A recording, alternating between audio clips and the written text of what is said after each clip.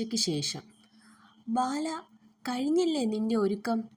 ദേ, സമയം ഒരുപാടായി. ഒന്ന് വരാൻ നോക്കിയേ.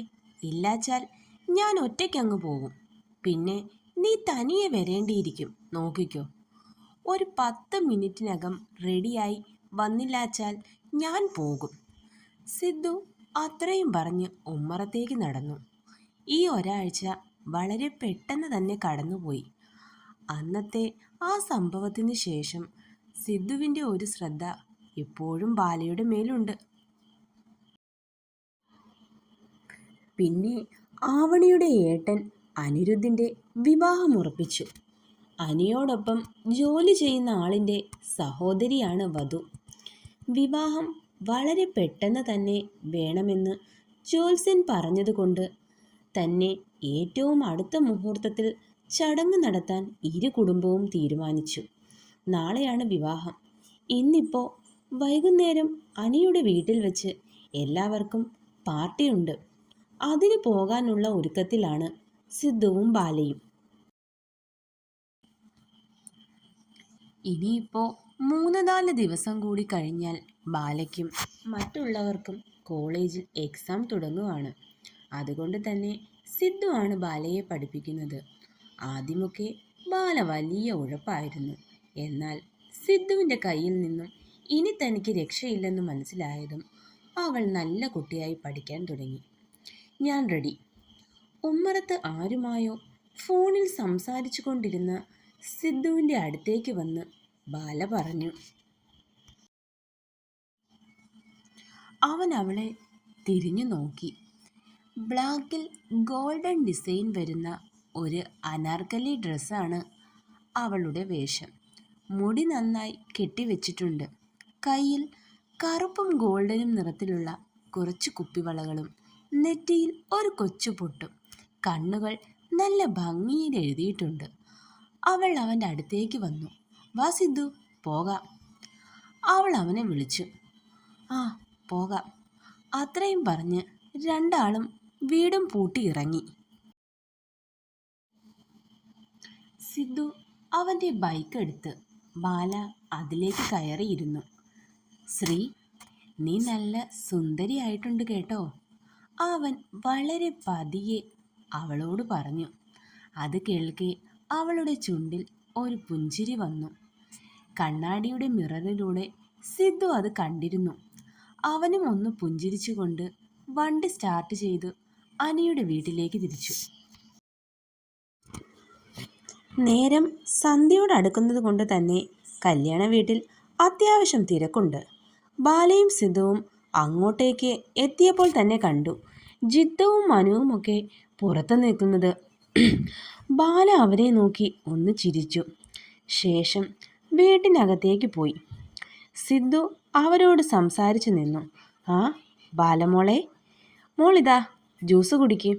അതും പറഞ്ഞ് ആവണിയുടെ അമ്മ അവൾക്കായി ജ്യൂസ് നൽകി. അവൾ അതും പേടിച്ച് ആവണിയുടെ മുറിയിലേക്ക് നടന്നു. അവിടെ ശിവാനിയും ശാലിനിയും ഉണ്ടായിരുന്നു. നാളത്തേക്ക് മെഹന്തി ഇടലായിരുന്നു മുറിയിൽ. മൂന്നാളും കൂടി. ശിവാനിയാണ് എല്ലാവർക്കും മൈലാഞ്ചി ഇട്ട് കൊടുക്കുന്നത്. അങ്ങനെ ബാലയും മെഹന്തി ഇട്ടു. അവളത് സിദ്ധുവിനെ കാണിച്ചപ്പോൾ അവനും ഒരുപാട് ഇഷ്ടമായി. പിന്നെ എല്ലാവരും ഒത്തിരുന്ന് ഫുഡൊക്കെ കഴിച്ച ശേഷം രാത്രി 10 മണിയോടെയാണ് ബാലയും സിദ്ധുവും തിരികെ വീട്ടിലേക്ക് മടങ്ങിയത്. രാവിലെ ബാല ഉണർന്നപ്പോൾ സിദ്ധു അടുത്തില്ലായിരുന്നു. അവൾ ക്ലോക്കിലേക്ക് നോക്കി. സമയം 7:30 കഴിഞ്ഞു. സിദ്ധു എണ്ണീച്ച് എവിടെ പോയി? അവൾ പതിയെ എണ്ണീച്ച് ഹാളിലേക്ക് വന്നു. ഉറക്കപ്പിച്ച് മാറിയിട്ടില്ല. അതുകൊണ്ട് തന്നെ കണ്ണും തിരുമ്മിയാണ് അവളുടെ വരവ്. ഹാളിലെത്തിയതും ബാലയുടെ കണ്ണുകൾ വിടർന്നു. അവൾ ഒരു നിമിഷം ഒന്ന് ഞെട്ടി അവിടെ ഇരിക്കുന്നവരെ നോക്കി. ഇതെന്താ, ഞാൻ ഇന്നലെ സിദ്ധുവിൻ്റെ തറവാട്ടിലാണോ ഉറങ്ങിയത്? അത് സ്വപ്നമാണോ? ബാല പതിയെ പറഞ്ഞു. നീ തറവാട്ടിലൊന്നും അല്ല ഉറങ്ങിയത്. നിനക്കെന്താ ഉറക്കമുണർന്നു വന്നപ്പോൾ ഉണ്ടായിരുന്ന ബോധം കൂടി പോയോ? സൗബി ചോദിച്ചു. അപ്പോൾ ഇത് സ്വപ്നമൊന്നുമല്ല, ബാല പറഞ്ഞു. എടി, നിന്ന് പിച്ചും പേയും പറയാതെ, ഞങ്ങൾ അനിയേട്ടൻ്റെ വിവാഹത്തിന് വന്നതാ, കാർത്തു പറഞ്ഞു. അതേടി, ആവണി ഞങ്ങളെ വിളിച്ചിരുന്നു. നിനക്ക് ഒരു സർപ്രൈസ് ആവട്ടെ എന്ന് കരുതിയാണ് ഞങ്ങളാരും ഈ കാര്യം നിന്നോട് പറയാഞ്ഞത്, സൗബി പറഞ്ഞു. സിദ്ധു എവിടെ? ബാല ചോദിച്ചു. അവൻ പുറത്തേക്ക് പോയി. സായി പറഞ്ഞു. അമൃതേട്ടത്തി വന്നില്ലേ ഏട്ടാ? ബാല സായിയോടായി ചോദിച്ചു. ഞാൻ ഇവിടെ തന്നെ ഉണ്ടല്ലോ ബാലമോളെ. ബാല തിരിഞ്ഞു നോക്കി. എല്ലാവർക്കും കുടിക്കാനുള്ള ചായയുമായി അമൃത അങ്ങോട്ട് വന്നു. അവൾ എല്ലാവർക്കും ചായ കൊടുത്തു. ബാലയ്ക്ക് നേരെ ഒരു ചായക്കപ്പ് നീട്ടി. ഞാൻ പല്ല് തേച്ചിട്ടില്ല ഏട്ടത്തി. ഒരു വളിച്ച ചിരിയോടെ ബാല പറഞ്ഞു. ഞാൻ പോയി പല്ലൊക്കെ തേച്ച് ഫ്രഷായി വരാം. എങ്കിൽ മോള് പോയി ഫ്രഷായി വാ. സായി പറഞ്ഞു കഴിഞ്ഞതും പുറത്തു പോയ സിദ്ധു വീട്ടിലേക്ക് വന്നിരുന്നു.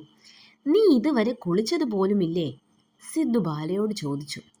അവൾ മറുപടി ഒന്നും പറയാതെ വെറുതെ ഇളിച്ചുകൊണ്ട് നിന്നു.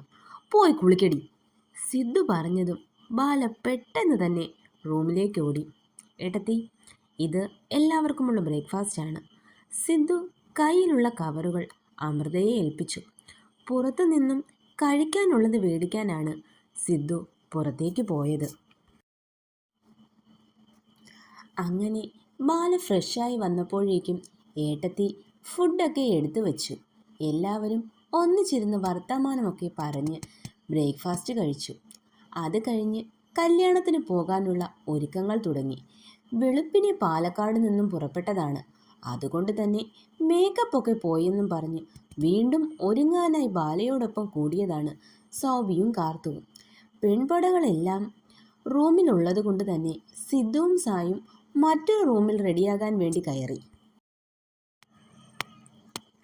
റെഡിയായി കഴിഞ്ഞതും ബാലയും കാർത്തുവും സൗബിയും ഒത്ത് വീടിന് പുറത്തു നിന്ന് ഫോട്ടോസ് എടുത്തുകൊണ്ട് നിൽക്കുമ്പോഴാണ് സിദ്ധുവും സായിയും പുറത്തേക്ക് വന്നത്. ബാല സിദ്ധുവിനെ നോക്കി നിന്നു. അവൾ ഇട്ടിരിക്കുന്ന ഡ്രസ്സിന് മാച്ചായിട്ടുള്ള ലൈറ്റ് പിങ്ക് നിറം വരുന്ന ഷർട്ടും വെള്ള മുണ്ടുമാണ് അവൻ്റെ വേഷം. നെറ്റിയിൽ ഒരു ചെറിയ ചന്ദനക്കുറിയും മുഖത്ത് നിറഞ്ഞ പുഞ്ചിരിയുമായി വരുന്നവനെ ബാല നോക്കി നിന്നുപോയി. ഇവളെന്താ ഏട്ടനെ ആദ്യമായി കാണുവാണോ? സൗബി പറഞ്ഞു. സൗബിയുടെ പറച്ചിൽ കേട്ടപ്പോൾ ബാല ഒരു വളിച്ച ചിരി അങ്ങ് കാണിച്ചു. ശരിക്കും സിദ്ധു ആ വേഷത്തിൽ നല്ല സുന്ദരനായിട്ടുണ്ടെന്ന് ബാലയ്ക്ക് തോന്നി.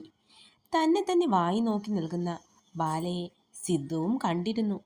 ലൈറ്റ് പിങ്ക് നിറത്തിൽ സിമ്പിൾ സ്റ്റോൺ വർക്ക് വെച്ചിട്ടുള്ള ഒരു ഗൗണായിരുന്നു ബാലയുടെ വേഷം. മുടി വെറുതെ അഴിച്ചിട്ടിരിക്കുകയാണ്. കാർത്തുവാണ് അവളെ റെഡിയാക്കിയത്. അതുകൊണ്ട് തന്നെ ചെറുതായ ഒരു മേക്കപ്പൊക്കെ ബാലയിൽ അവൾ ചെയ്തിട്ടുണ്ട്. വാ, നമുക്ക് ഇറങ്ങിയാലോ? സിദ്ധു എല്ലാവരോടുമായി ചോദിച്ചു. ആ, പോകാം, സായിയും പറഞ്ഞു. അങ്ങനെ എല്ലാവരും ഓഡിറ്റോറിയത്തിലേക്ക് പോകാൻ ഇറങ്ങി. സിദ്ധുവും ബാലയും ബൈക്കിലും മറ്റുള്ളവർ കാറിലുമാണ് ഓഡിറ്റോറിയത്തിലേക്ക് തിരിച്ചു. തുടരും. ഹായ് ഫ്രണ്ട്സ്, അപ്പോൾ എന്നത്തെയും പോലെ തന്നെ സ്റ്റോറി എല്ലാവരും വായിക്കണം. ഇഷ്ടപ്പെടുകയാണെങ്കിൽ ലൈക്കും കമൻറ്റും ചെയ്യണം. അതുപോലെ തന്നെ ചാനൽ സബ്സ്ക്രൈബ് ചെയ്യാത്ത കൂട്ടുകാരുണ്ടെങ്കിൽ ചാനലൊന്ന് സബ്സ്ക്രൈബ് ചെയ്യാനും മറക്കരുത്. അടുത്ത പാർട്ടുമായിട്ട് ഉടനെ തന്നെ എത്താം.